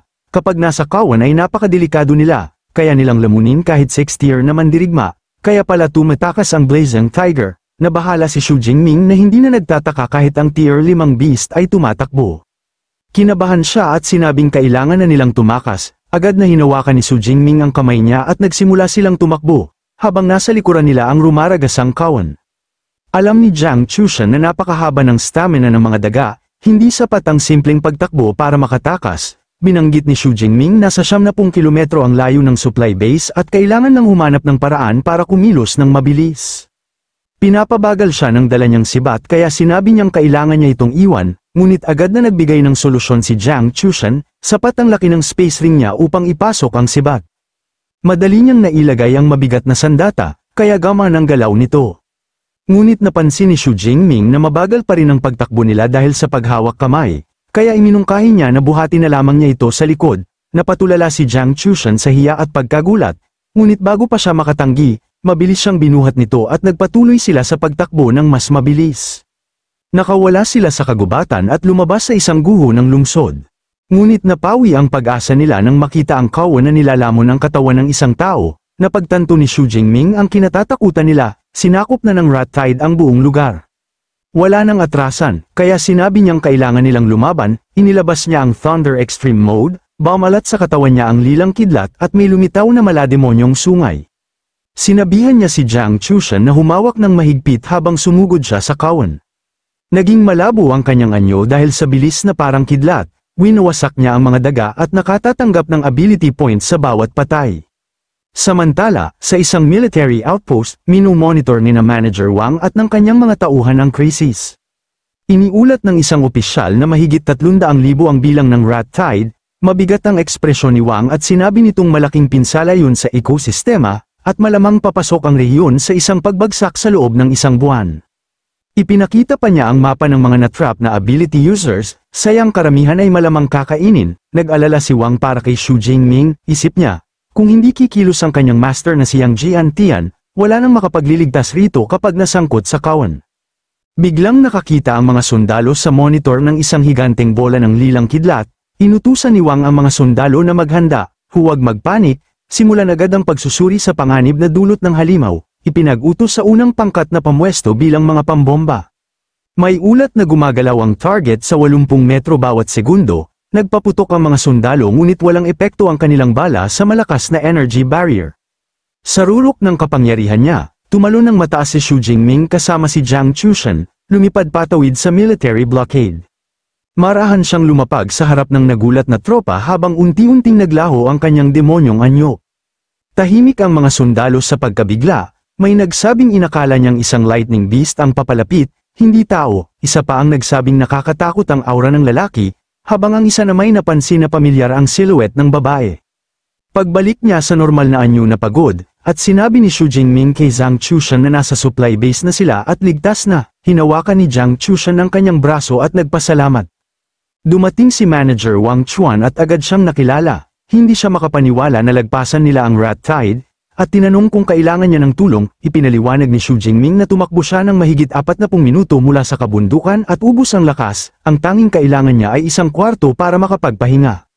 Nagulat si Wang Chuan sa loob-loob niya, mahigit 70 kilometro ang layo ng mga bundok, at kahit 4th year ay mahihirapang lumagpas sa kawan mula roon.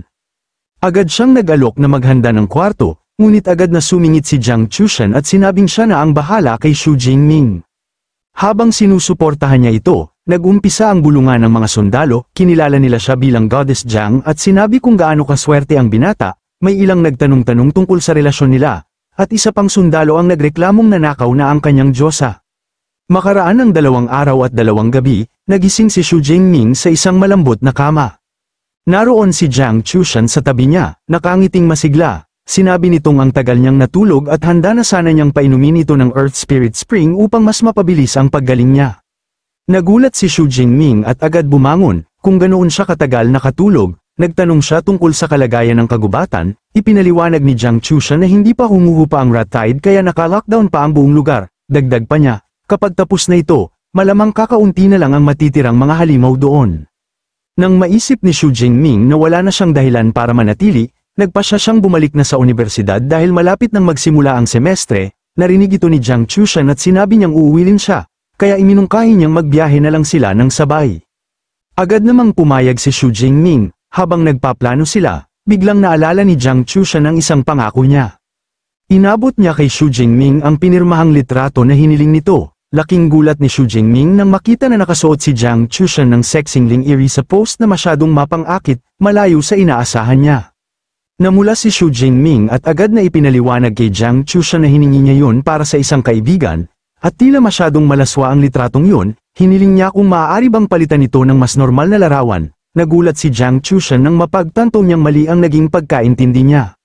Sa loob ng isip ni Jiang Chushan, labis siyang nahiya sa maling akala niya na interesado si Xu Jingming sa kanya. Namumula, inalok niyang palitan ng litrato at hiningi pabalik ang mapang-akit na kopya. Ngunit nang tumingin si Xu Jingming sa larawan, mahina niyang tinanong kung maaari niya itong itago para sa sarili niya. Nagulat si Jiang Chushan, ngunit napangiti ng may tuwa at sinabi na pwede niyang gawin yun. Upang ibaling ang usapan, sinabi ni Xu Jingming na halatang balisa na kailangan niyang mag-book ng tren pauwi dahil 2 araw siyang natutulog. Ngunit sinabi ni Jiang Chushan na hindi na kailangan dahil dala niya ang kanyang kotse, at sabay na lang silang uuwi. Pagkatapos, bumiyahe sila gamit ang isang mamahaling dilaw na convertible sports car. Habang nasa biyahe, napansin ni Xu Jingming na tanging isang sikat na online celebrity lang ang magkakaroon ng ganoong limited edition na sasakyan. Sinabi rin niyang yun ang unang beses niya na sumakay sa self-driving na kotse. Kalma namang ipinaliwanag ni Jiang Chushan na madali lang itong gamitin, dahil ito ay isang level 5 AI, naka-full autopilot ito kaya wala nang nagiging problema. Pagdating nila sa Modus Superpower University, bumaba siya at naka-casual na damit na sila at bitbit ni Xu Jingming ang sibat niya sa balikat. Hindi nakaligtas sa mga estudyante ang kanilang pagdating, hinangaan nila ang kagwapuhan ni Xu Jingming ngunit nalungkot na tila may maganda na itong kasintahan. Habang naglalakad, napag-isip-isip ni Xu Jingming kung gaano kalaki ang ipinagbago ng lakas niya sa 1.5 buwan na nawala siya. Tinanong siya ni Jiang Chushan kung saang distrito naroon ang dorm niya. Tumugon siya na sa District 3, dahil sa District 2 nakatira si Jiang Chushan, iminungkahi niyang doon na sila maghiwalay bago umuwi. Sinabihan siya ni Jiang Chushan na huwag maiyang humingi ng tulong kung kailangan niya. Tumango si Xu Jingming, ngunit bago sila tuluyang maghiwalay, biglang lumapit si Jiang Chushan. Nagulat si Xu Jingming nang mabilis siyang hinalikan sa pisngi, dahil dito namula ang kanyang mukha sa hiya. Nakangiting umalis si Jiang Chushan na yon ay maliit na pasasalamat sa pagligtas ng kanyang buhay. Kumaway siya at naiiwan ng namumulang si Xu Jingming, na hawak ang pisngi niya habang iniisip na bigla siyang hinalikan. Samantala, sa marangyang dorm niya, naupo si Jiang Chushan sa kama at inisip na imposibleng walang reputasyon ng isang tulad ni Xu Jingming, kaya nagpasya siyang magsaliksik, binuksan niya ang laptop at naghanap ng impormasyon tungkol dito. Napansin niyang puro tungkol sa mga freshman ang usap-usapan ngayon, hindi nagtagal, nahanap niya ang detalyadong file ni Xu Jingming. Laking gulat niya nang malaman niyang freshman pala ito, at isa ng upper-tier second-rank user. Napangiwi siya habang naiisip na tinatawag niya itong senior mula pa noon, tinawag niya itong sinungaling at nangakong aasarin niya ito sa susunod nilang pagkikita. Sa dorm naman niya, sinusuri ni Xu Jingming ang lahat ng nakamit niya sa biyahe, na kumpleto niya ang mga misyon, nakakuha ng 2 space ring, at higit 25 milyon na ang laman ng kanyang bank account. Nang hinayang siya dahil napaaga ang pagtatapos ng pangangaso dahil sa rat tide, kaya hindi na siya nakapag-ipon ng mas maraming ability points. Ipinakita ng kanyang system panel na isa na siyang upper second tier user na may S-rank na kakayahan at may 30,712 ability points, sapat para matutunan ang malalakas na S-rank combat techniques. Napatigil siya nang biglang pumasok ang roommate niyang si Liu Wentao, masaya nitong sinabi na sa wakas at nakabalik na siya, at sinermunan siya dahil hindi nagpaalam, lalo na't nabalitaan niya ang rat tide, kinumpirma ni Xu Jingming na nangyari ngayon ngunit hawak na yun ngayon ng militar. Habang nagsasalita si Xu Jingming, biglang naramdaman ni Liu Wentao ang kakaibang pagbabago sa aura nito. Nanlaki ang mata niya nang maramdaman niyang nakapag-breakthrough na ito sa second tier. Kalma namang itinamay ito ni Xu Jingming, upper second tier user na raw siya. Namangha si Liu Wentao at sinabi niyang napakaswerte nito. Ikinwento ni Xu Jingming na muntik na siyang mamatay ng ilang beses ngunit sinwerte siyang mabuhay at maka-breakthrough. Dahil dito, napaisip si Liu Wentao kung dapat din ba siyang sumubok ng life and death situation para lumakas. Agad itong pinigilan ni Xu Jingming, sinabing espesyal ang sitwasyon niya at masyadong delikado ang kagubatan para subukan yun ng kanyang kaibigan. Sumang-ayon si Liu Wentao na huwag nang tumuloy, saka biglang naalala ang isang mahalagang bagay, sinabi niya kay Xu Jingming na ilang beses siyang hinanap ni Song Qian, kaya mabuti raw na tawagan niya ito. Sinabi ni Xu Jingming na gagawin niya, saka naalala ang pasalubong niya. Inabot niya kay Liu Wentao ang pinirmahang litrato. Naguluhan si Liu Wentao sa una, ngunit ilang saglit lang ay napalitan yun ng matinding tuwa, literal na nagkasing hugis puso ang kanyang mga mata habang nakatitig sa litrato ni Goddess Jiang. Napasigaw siya sa sobrang saya. Pagbalik sa universidad, nagtungo si Xu Jingming sa Battle Technique Library. Napagnilayan niya na ang 4 niyang nakumpletong misyon ay nagbigay sa kanya ng 871 credits, isang mabilis na paraan para mag-ipon. Umupo siya sa mesa at tinawag ang AI na si Eva. Inutos niyang ipakita ang lahat ng available na S-rank na lightning combat techniques. Agad namang lumitaw ang mga hologram na nagpapakita ng makapangyarihang teknik. Nakita niya ang mga teknik gaya ng Thunder Seal, na nagdudulot ng napakalakas na lightning damage, Racing Thunder Fist, isang malakas na suntok at Thunder Prison, na lumilikha ng hindi mababasag na kulungang kidlat. Habang tinitingnan niya ang mga ito, nagulat siya na sa laki at galing ng Mado University, Mahigit 20 lang pala ang mga S-rank lightning techniques nito, dahil napakahalaga ng mga kakayahang ito para sa hinaharap niya, nagpa siya siyang maging maingat sa pagpili.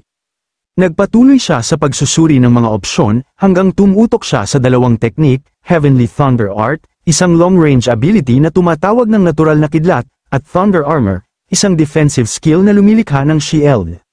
Para sa kanya, perpektong kombinasyon ito ng offense at defense, habang ang ibang tao ay kailangang pumili ng espesyalisasyon, napangisi si Xu Jingming, dahil sa kanyang cheat system, kaya niyang kunin ang lahat. Natuklasan niya rin na ang Heavenly Thunder Art ay kinakailangan para ma-unlock ang mas makapangyarihang SSS rank na technique na Myriad Heavenly Thunder Guide. Sinimulan niyang aralin ang manual nito at nabigla siya sa sobrang komplikasyon, mas malalim pa raw ito kaysa sa Thunder Indestructible Body Technique. Pinawisan siya sa pagbabasa, iniisip na mas mahirap pa ito kaysa sa pag-intindi ng mga aklat pang doktoradong pinag-aralan niya noong nakaraang buhay. Pagkaraan ng 6 na oras ng Mason-sinang pag-aaral, napahandusay siyang pagod sa mesa, sa wakas ay nagkaroon siya ng basic na pag-unawa, na pagpasyahan niyang sapat na ang manual effort, oras na para gumana ang kanyang system. Pinukpok niya ang kamao at inutos sa Deep Blue na i-activate ang skill. Biglang sumiklab ang napakalakas na purple lightning mula sa kanyang katawan habang ini-integrate ng system ang teknik sa kanyang isipan at katawan. Matagumpay ang proseso, ngunit nagulat siya sa presyo, ang pag-upgrade pa lamang ng isang S-rank technique sa basic level ay gumastos ng 16 na ability points, hindi siya makapaniwalang halos maubos ang pinagpaguran niyang points para lang sa dalawang skill na ito. Lumutang si Eva at pinaalalahanan siyang 1:00 na ng umaga, at dapat niyang gamitin ng tama ang oras niya. Binalaan din siya nitong bawal gumamit ng superpower sa loob ng library. Medyo nahihiya si Xu Jingming at sumang-ayon, dahil gabi na at pareho ring matagal pag-aralan ang pangalawang teknik, naisip niyang bumalik na lang kinabukasan. Sa campus ng Mado University, may isang dalagang tumatakbo sa gabi, si Song Qian. Habang tumatakbo, iniisip niya ang matinding training regimen niya. Mahigit 1 buwan na siyang nagsasanay ng late night, isang dedikasyong pati siya ay nagugulat. Determinado siyang haminin si Xu Jingming pagbalik nito, upang patunayan na siya ang tunay na number 1 na freshman. Naputol ang pagtakbo niya nang mapansin niya ang isang malaking ibon na lumilipad sa harap ng bilog na buwan, isang dambuhalang nilalang na may pulang mata, nakilala niya ito bilang white-winged black-feathered eagle. Sinuri niya ang panganib, gumagamit ito ng bilis at camouflage para manghuli sa lungsod, tinataya niya itong nasa 3rd tier at napakahirap talunin. Bigla, isang malakas na tunog mula sa itaas ang umalingaw-ngaw, tumingala siya sa langit, nagtataka kung bakit may kulog kahit walang ulap. Isang iglap pa, lumitaw ang napakalaking bowl ang purple lightning sa kalangitan at sumabog, tinamaan ng agila at pinayar piraso ito, nagkalat ang dugo at balahibo sa ere. Nanlaki ang mata ni Song Qian sa hindi masukat na lakas, naisip niya kung sinong mataas na antas na lightning user ang kayang tapusin ang ganoong halimaw ng ganoon kadali, dahil sa distansya, napagtanto niyang mula yun sa loob ng campus, inakala niyang isang makapangyarihang senior o mentor ang gumawa nito. Ang eksena ay nagpakita ng tunay na salarin, si Xu Jingming, nakatayo sa isang liblib na bahagi ng kagubatan, napapalibutan ng kumikislap na kidlat. May kumpiyansang ngiti sa kanyang labi habang umiikot ang purple lightning sa paligid niya. Inisip niyang kahit maliit na pagsubok lang yun, ipinakita na nito ang nakapanghihilakbot na lakas ng bago niyang S-rank combat technique, ang Heavenly Thunder Art.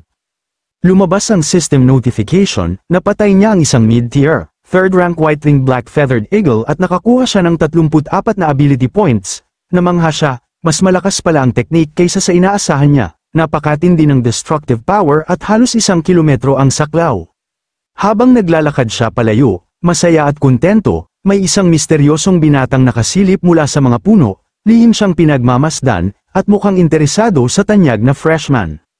Kinabukasan, habang naghahanda ng umalis si Xu Jingming sa dorm, tinanong siya ng roommate niya kung saan siya pupunta ng ganoon kaaga. Ipinaliwanag ni Xu Jingming na babalik siya sa Battle Technique Library para mag-aral para sa freshman competition sa loob ng ilang araw. Habang pinapanood siyang umalis, namangha si Liu Wentao sa dedikasyon ng kasama niya, iniisip niyang hindi na tao ang ganoon kasi pag mag-ensayo, lalo na't kararating lang mula sa wilderness, dahil na-inspire, nagpa siya si Liu Wentao na magsimulang mag-training matapos kumain. Habang naglalakad sa campus si Xu Jingming, tinawag siya ni Song Qian. Lumingon siya, at magaan ang loob nitong sinabi na butit ligtas siyang nakabalik mula sa wilderness, nang mapansin ni Xu Jingming ang suot nito, agad niya itong tinanong kung ano ang plano niya. Agad tumuloy sa pakay si Song Qian, ipinaalala niya ang pangako nitong makipag-spar sa kanya. Nang tanungin siya ni Xu Jingming kung sigurado ba siya, naglagay siya ng kamay sa bewang at matapang na sinabing huwag siyang maliitin, dahil siya ang top scorer sa kanilang probinsya. Sumang-ayon si Xu Jingming na makipag-spar mamaya, pero hindi makapaghintay si Song Qian, hinayla niya ang kamay nito at iginiit na gamitin na agad ang training room sa dorm nito. Habang hinihila siya nito, natatawa si Xu Jingming sa pagiging diretsyo ng dalaga. Iniisip na tipikal ito sa mga taga-Sichuan, nagtataka rin siya kung bakit ganoon na lang ang eagerness nitong lumaban. Sa loob-loob naman ni Song Qian, iniisip niyang magugulat ito kapag nalaman niyang umabot na rin siya sa second tier. Pagdating nila sa training room, pinanood sila ni Liu Wentao at Shi Dongzia, nasa posisyon si Xu Jingming, may hawak ang sibat at nag-iinit. Nakangisi si Song Qian, tinutokso siyang huwag masyadong magpatalo. Pinayuhan naman siya ni Xu Jingming na hindi siya mananalo nang wala siyang sandata, ngumisi si Song Qiu at sinabing meron siya. Kinuha niya ang sandata mula sa space ring at pinaikot niya ito, pagkatapos inilapag niya ang isang makinang na halberd. Nasurpresa si Xu Jingming ang Fang Tianhuaji ay sobrang bihirang sandata, lalo na para sa babae. Hawak ang sandata at naghanda sa laban, nangakong tatalunin niya si Xu Jingming, kalmado naman siyang tumanggap.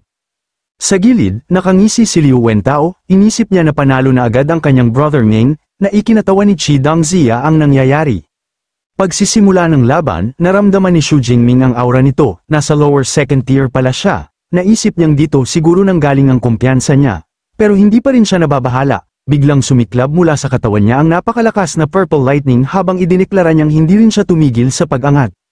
Nanlaki ang mata ni Shi Dongzia na imposible na upper second tier na siya. Mayabang namang ngumisi si Liu Wentao, tinutuksong sinabi niya nang wala itong panama. Napatigil si Song Qian, na pagtatantong sablay ang plano, bakit mas mabilis ang pag-angat nito, gayong pareho silang top scorer.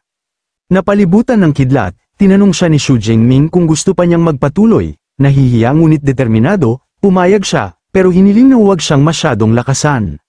Natatawa si Xu Jingming at pinuri ang pagiging flexible nito. Sinabi niyang hindi siya ang unang aatake, sumugod lang siya anumang oras. May matatag na tingin, binalaan siya nito na huwag magsisi, inilabas niya ang A-rank ability, Light of Dawn. Pinanood ito ni Xu Jingming na may pagkamangha, isang natural type ability tulad ng kidlat niya. Tumalon si Song Qiu, ang halberd na balot ng apoy at liwanag, namangha si Xu Jingming, una niyang beses makakita ng weapon enhancing technique. Sinalubong niya ng sibat ang atake gamit ni Song Qiu ang kanyang combat technique na Light Flame Gravity Array, nagdulot ng pagsabog ng kidlat at liwanag. Ngumisi siya habang madaling nakaharang ang tama nito, sobra ang agwat ng lakas nila, bawat pag-atake ni Song Qiu ay madali niyang nasasangga, na para bang walang kahirap-hirap. Napaatras si Song Qian, gulat na gulat, kalmado niyang komento na ang paggamit ng Light Type ability para pasiklabin ang apoy ay tunay na magandang kasanayan sa laban, ngunit kulang ito sa lakas. Sa gilid, manghang sigaw ni Liu Wentao, napakaganda raw ng pag-block niya sa tanyag na teknik nito. Hindi sumuko si Song Qian, sinubukan niya ulit, isang malupit na sunod-sunod na atake, may after image pa habang sumusugod mula sa lahat ng direksyon, pero walang epekto, madali itong na-block lahat ni Xu Jingming. Pinuna niya ng malamig, mabagal, mahina, at kulang sa practice. Napagod agad si Song Qian, hinihingal, at sumuko, namangha siya, na kaya na nitong kontrahin ang kanyang A-rank technique na may higit 100 strike sa ilang segundo, kahit hindi gumagamit ng special skill. Nakahawak sa halberd, sinabi niyang malamang ay lampas advanced level na ang spear mastery niya. Kalmado namang sumagot si Xu Jingming, dahil sa tingin niya ay nasa master level na ang paggamit niya ng kanyang sibat, nanlaki ang mata niya, 8 taong gulang pa lang siya nagsimula. Pero advanced lang ang narating niya, tinawag niya ito na isang tunay na henyo. Tinalikuran niya ito at inamin na talo siya, sa S-rank ability nito at talento, wala siyang pag-asang higitan pa ito. Tinanong ni Xu Jingming kung gusto pa niyang subukan ang iba niyang teknik. Tumanggi si Song Qiu, walang saysay ang mga yon laban sa depensa niya, bilang pasasalamat sa pag-spar sa kanya, inaya niya ito sa tanghalian. Tinanggap naman niya, sinabi ni Song na magkita sila ng alas 12, saka umalis kasama si Shi Dongzia na napansin na mas malakas talaga si Xu Jingming. Pagkaalis nila, nag-thumbs up si Liu Wentao at pinuri siyang pinakamalakas, mapagkumbaba niyang sabi, hindi naman ganoon kalakas si Song Qian, pero mabilis ang pag-angat niya. Ngumiting sagot ni Liu Wentao, iniisip lang niyang mahina ang iba dahil sa nakakatakot niyang lakas. Pagkatapos, ibinunyag ni Liu Wentao ang isang nakakagulat na impormasyon, si Song Qian ay apo sa tuhod ni Song Daoyuan, isang alamat na S-rank Grandmaster na nasa mga aklat kasaysayan. Napatulala si Xu Jingming, naalala ang buong kabanatang nakalaan dito na isang makapangyarihang figure noon, 80 taon na ang nakalilipas. Ipinaliwanag ni Liu Wentao na dahil nasa Sichuan ang pamilya nito, at dahil siya ang pinakamamahal na apo sa tuhod ng Grandmaster, inaasahan na mabilis ang pag-angat niya. Noon lamang lubos na naunawaan ni Xu Jingming ang pinanggagalingan ng kakayahan ni Song Qian, pati kung paano nito nakakaya ang mamahaling kagamitan. Naramdaman niya ang panibagong pagkaapurahan kaya sinabi niya kay Liu Wentao na kailangan na niyang bumalik sa pag-ensayo, at dali-daling umalis. Pagbalik niya sa silid-aklatan, lubos niyang pinag-aralan at tuluyang na-master ang ikalawa niyang S-rank skill, Thunder Armor, sinubukan niya ito, at nabalot ang buong katawan niya ng baluti ng kulay lilang kidlat, napahanga siya sa epekto nito. Nakakabawas ng 70% ng impact at automatikong nagko-counterattack, napakahusay para sa depensa. Pagkaraan ng 4 na oras, tiningnan niya ang system panel at nakita niyang mahigit 700 na lang ang natitirang ability points matapos pag-aralan ng dalawang skill. Napagpasyahan niyang bumalik sa kagubatan sa susunod upang mapunan muli ang kanyang mga puntos. Matapos makumpleto ang paghahanda, tumigas ang kanyang paningin, handa na siyang ituon ang lahat para sa darating na freshman competition. Ika-1 ng Setyembre, araw ng kompetisyon, habang naglalakad ang grupo nila Xu Jingming papunta sa venue, napansin niya ang kakaibang sandata ng mga babaeng kasama niya, si Chi Dongxia, gamit ang malalaking mekanikal na kuko, ay ipinaliwanag na ang kakaibang estilo ay nakatutulong upang mas mabilis manalo, at ang target niya ay makapasok sa top 50. Si Song Qian naman ay nagsabing ang layunin niya ay ang ikalawang pwesto, na-intrigue si Xu Jingming at tinanong kung sumuko na ba itong haminin siya muli. Inamin nitong hindi niya siya kayang talunin kaya wala nang saysay. Binanggit naman ni Liu Wentao ang isa pang malakas na kalahok, si Li Chengji, ang top scorer ng Qinghai, na umabot na rin sa second tier. Sabik na makita ni Song Qian kung gaano ito kalakas, bigla namang itinuro ni Chi Dongxia ang direksyon, narating na nila ang arena. Dumating sila sa napakalaking entablado ang freshman competition field 3. Sa mga upuan, nakaupo sina Jiang Chushan at Tang Chi. Nagulat si Tang Chi na interesado si Zhang Qiushuan sa kompetisyon, ngumiti ito at sinabing naroon siya para sa isang partikular na tao na sinusubaybayan niya. Nang tanungin kung sino, itinuro niya ang isang lalaki sa ibabang bahagi ng arena. Habang arating lang ang grupo nila Xu Jingming at namangha siya sa laki ng arena, nagulat din si Liu Wentao sa laki ng entablado, iniisip kung bakit gumastos ng sobra ang paaralan para dito. Ipinaliwanag ni Xu Jingming na sinabi ng kanyang guro na 100-person battle royale ang format, kaya kailangan ng napakalaking lugar. Na-excite si Xu Jingming sa ideya ng maramihang laban, at napangiti ng mukhang mandaragit, inaasama magiging labanan sa freshman competition. Habang dumarami ang freshman sa arena floor, napatingala si Liu Wentao at namangha sa dami ng mahalagang tao sa mga upuan, kasama na ang mga presidente ng dalawang pinakamalalakas na club ng universidad, ang Ash Flame Society at Starfall Society. Hinala niya na naroon sila para kay Xu Jingming. Nagulat si Xu Jingming at nagtanong kung may club activities din ba ang mga superpower universities. Pinagtibay ni Liu Wentao, at ipinaliwanag na hindi tulad ng karaniwang club, ang mga ito ay mga combat team na binubuo ng mga malalakas na ability user. Madalas silang pumupunta sa kagubatan upang pumatay ng mga halimaw, nagbibigay ng mga resources buwan-buwan, at nag-aalok ng landas upang maging miyembro ng kanilang guild pagkatapos ng graduation. Nabanggit din niya na ang senior ni Xu Jingming, si Liu Ming, ay vice president ng Ash Flame Society, kaya nakapagtataka na wala ito sa napakahalagang araw para sa junior niya. Napakunot ang noo ni Xu Jingming, hindi pa niya nakukontak ang kanyang senior at maging ang kanyang master mula nang bumalik siya. Naalala niyang narinig niyang nasa southwest ang mga ito, kaya hindi maiwasang mag-alala. Sa isang pribadong silid, nagulat ang isang tauhan tungkol sa mahigpit na sitwasyon sa Southwest Battlefield, at nagpasalamat sa pagbabalik ng kanilang presidente sa kabila ng kanyang busy na schedule. Sinabi nitong maaari na nilang hawakan ang recruitment, hindi na niya kailangan itong pangisiwaan. Ngunit ang presidente, isang lalaking may pilak na buhok, ay tinanggihan yun. Siya pala si Wei He, ang presidente ng Ash Flame Society. Tanging layunin niyang bumalik, ma-recruit si Xu Jingming anuman ang mangyari. Habang nililibot ng kanyang paningin ang arena, napansin niya ang isa pang kilalang tao, si Wulan, ang pangulo ng Starfall Society, at nagtataka kung bakit naroon ito. Nakangiti si Wulan mula sa kabilang bahagi ng arena, malinaw na pareho sila ng target. Biglang lumitaw sa langit ang isang napakalaking nagliliwanag na magic circle, napatingin ang mga estudyante sa itaas nang mapansin nilang naghahanda nang pumasok ang mga dekan ng bawat kolehiyo, mukhang magsisimula na ang kompetisyon. Mula roon, lumabas ang isang maringal na lumulutang na balkonahe, namangha ang mga tao, iniisip kung gawa yun ng isang makapangyarihang space-type user, inisip nila na dapat ay sobrang lakas nito, at nagtataka sila kung mula ba ito sa isang sikat na eskwelahan. Bumukas ang gintong portal sa balkonahe, at lumabas ang isang babae, elegante, makapangyarihan, at may mahabang kayumangging buhok.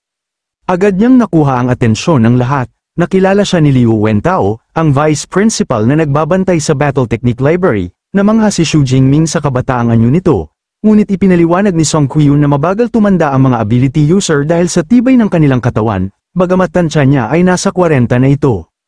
Nakatayo sa ibabaw ng lumulutang na balkonahe, ipinakilala niya ang sarili, Ling Shuang, isa sa 3 vice principal ng universidad, at namamahala sa Battle Technique Library. Ipinaliwanag niya na dahil wala ang principal, siya ang mamumuno sa opening ceremony. Sinimulan niya sa pamamagitan ng pagpapa-welcome sa mga bagong estudyante ng Madu Superpower University, inanunsyo niya na ang freshman batch ngayong taon ay may 1,024 na estudyante, kabilang na ang 6 na provincial top scorers. Ibinigay din niya ang breakdown ng kanilang abilities, 56 ang may A rank, 32 ang may B rank, at 135 ang may C at D rank abilities. Sa banayad na tingin, idinagdag pa niya na mayroon ding isang napakabihirang S-rank awakened student sa kanilang hanay, isang pahayag na agad na nakakuha ng atensyon ni Xu Jingming at ng kanyang mga kaibigan. Nagpatuloy si Ling Shuang, ipinaliwanag na upang tulungan ng mga estudyante na maging mas malakas, nagbibigay ang universidad ng mga resources bawat taon, base sa 5-tier rating system mula D hanggang S. Ipinahayag niya na ang nalalapit na freshman competition ang magtatakda kung anong uri ng benepisyo at ranggo ang kanilang matatanggap sa unang taon.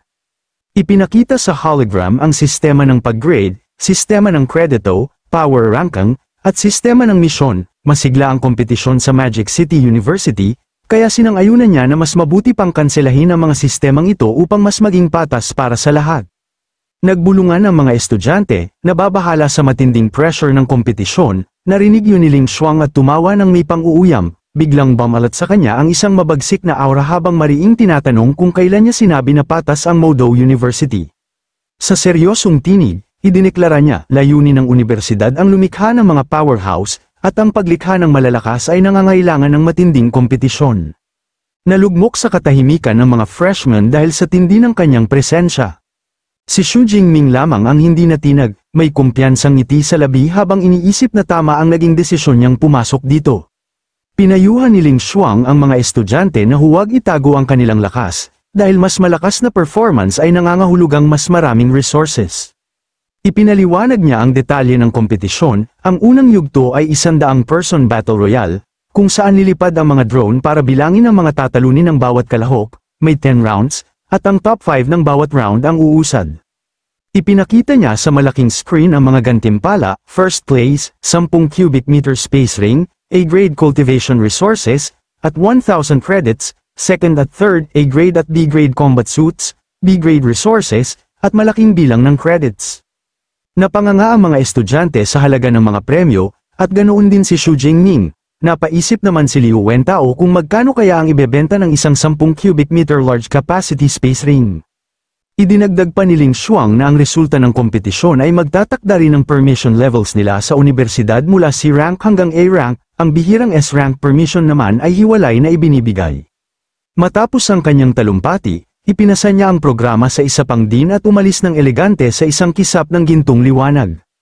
Humalili ang dean ng Elemental Academy, Sun Qingshui, ipinahayag niya ang opisyal na pagsisimula ng freshman competition, bilang dagdag na motibasyon, ipinaalala niyang ang mga excellent na mag-perform ay maaaring piliin bilang personal disciples ng mga guro. Umugang ang bulungan ng mga estudyante, ito ang kanilang pagkakataon, kailangan nilang magsumikap upang mapansin ng guro, kung sila ay pipiliin, maaari silang agad na umangat. Ipinaliwanag ni Sun Qingshui na magkakaroon ng 10 rounds, sinimula ng AI na si Ava ang random selection para sa unang grupo. Habang nanunood, napansin ng grupo nila Xu Jingming na kabilang sa unang batch ang top scorer ng Qinghai, Li Chengji. Mula sa entablado, tiningnan sila ni Li Chengji at nagbigay ng mapanghamong ngiti, na may hudyat sa kanyang kamay na tapos na sila. Tinuro ito ni Chi Dongxia na hinamon niya si Xu Jingming, habang nainis na tinawag ni Song Qian na mayabang at kailangan siyang bugbugin. Samantala, palihim na natawa si Liu Wentao, kumbinsidong malaking pagkakamali ang ginawa ng lalaki. Nagtipon ng unang 100 estudyante sa arena floor, tiniyak ni Din Sun Qingshui na hindi sila mamamatay, dahil automatikong lilito ang protective shield kapag nasa panganib ang buhay nila, may standby na medical team. Sa countdown na 3, 2, 1, at doon nagsimula ang laban, sumiklab ang arena sa isang magulong laban. Sa mga manunood, napako ang atensyon sa isang malakas na estudyanteng may espada na nangingibabaw sa laban, at malinaw na nasa second tier na siya, nakilala siya ng lahat bilang Li Chengji, ang top scorer ng Qinghai. Sa battlefield, walang hirap na pinababagsak ni Li Chengji ang mga kalaban, tinatawag silang mahihina. Mabilis na tapos ang unang round, inanunsyo ng AI drone na 36 ang natalo ni Li Chengji, at nakuha niya ang unang pwesto. Pababa mula sa entablado, tumingin siya kay Xu Jingming at malinaw na naghain ng hamon at mayabang niyang sinabi na kaya ba nitong higitan ang kanyang score. Habang pinapanood ang kayabangan ni Li Chengji, napapawisan si Liu Wentao at nagsabing wala ng pag-asa ang taong ito, hindi pa siya nakakita ng ganitong katinding humihingi ng gulo. Sa stands, tinanong ng isang miyembro ng Starfall Society ang kanilang presidente, si Wulan, kung dapat ba nilang gawing pangunahing target si Li Chengji dahil sa breakthrough nito, ngunit kalmado itong tumanggi, na ang number 1 target nila ay nananatiling si Xu Jingming. Nang tanungin kung may nalalaman ba siyang impormasyon, sumagot si Wulan na hindi naman ito lihim, kundi isang bagay na nasaksihan niya mismo kamakailan lang. Ilang sandali pa, inihayag ni Eva ang pagsisimula ng ikalawang round at tinawag ang mga napiling estudyante sa entablado. Sa tuwa ng kanyang mga kaibigan, kabilang si Xu Jingming sa mga napili, sina Liu Wentao at Song Qian ay nag-cheer sa kanya, sinasabing ipakita niya kay Li Chengji ang tunay niyang lakas, kalma namang sumang-ayon si Xu Jingming. Pag-akyat ni Xu Jingming sa entablado, nabalot ng kaba ang iba pang kalahok, nagreklamo sila tungkol sa malas nila at agad na sumuko sa pag-asang makuha ang unang pwesto, kaya nagpasya na lang silang lumaban para sa natitirang 4 na pwesto. Nakatayo si Xu Jingming ng puno ng kumpiyansa, iniisip na masyadong inosente ang kanyang mga kalaban kung iniisip nilang ligtas sila basta umiwas sila sa VIP section. Pinagmamasdan ng mga din ang laban, isang din ang nagtanong kay Din Sun Qingshui kung si Xu Jingming ba ang bagong disipulo ni Din Yang, kinumpirma niya ito at sinabi pang siya ang S-rank user, nagkomento ang isa pang din tungkol sa nakamamanghang presensya nito. Ngunit nang ipakita ni Xu Jingming ang kanyang kapangyarihan, isang din ang nabulunan at napaluwa ang iniinom niya dahil sa pagkabigla, na sumisigaw na hindi siya makapaniwalang umabot si Xu Jingming sa second tier, gayong isang buwan pa lang siyang gising, awakened. Nagulat din ng ibang mga din at namangha sa nakakakilabot na bilis ng pag-angat nito. Naisip tuloy ni Din Sun Qingshui na magaling talagang magtago ng sikreto si Din Yang. Nagsimula ang countdown para sa laban, pagsisimula pa lang ng match, agad nagpakawala si Xu Jingming ng napakalaking umiikot na buhawi ng kulay lilang kidlat na agad lumamon sa malaking bahagi ng arena, ikinagulat ng ibang estudyante, nakatayo siya sa gitna ng bagyo habang iniikot ang kanyang sibat sa nakakasilaw na bilis. May malaman daragit ng ngiti sa kanyang mukha, iniisip niyang kumpara sa pagpatay ng mga halimaw, mas nag-e-enjoy pa rin siya sa pakikipaglaban sa kapwa-tao.